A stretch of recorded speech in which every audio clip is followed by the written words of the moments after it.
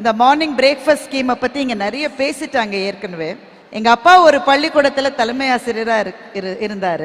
அப்போ ஒவ்வொரு நாள் காலையிலும் வீட்டிலேருந்து பரபரப்பாக கிளம்புற போது கூடுதலாக 4 டிஃபன் பாக்ஸ் கட்டிக்கிட்டு போவார். நாங்கள்லாம் கேலி பண்ணுவோம், என்னப்பா உங்களுக்கு ஒரு டிஃபன் பாக்ஸ் போதாதா, 4 வேளையாக சாப்பிடுவீங்கன்னு கேட்போம்.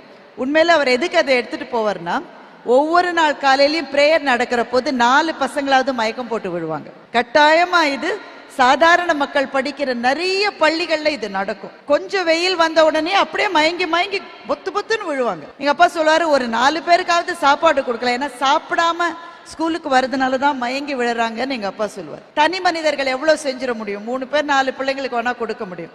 ஆனா அரசாங்கம் இந்த திட்டத்தை கையெடுத்து, குறிப்பா இங்க ஒரு காணொலியில அதை எவ்வளவு ஹைஜீனிக்கா செய்யறாங்கன்னு பார்த்தோம். எனக்கு ரொம்ப பிடிச்சது. பேக் பண்ற இடத்துல இருந்து வண்டியில ஏத்தி பூட்டு போட்டுட்டா இறங்க வேண்டிய ஸ்கூல்ல தான் அதை திறக்க முடியும்.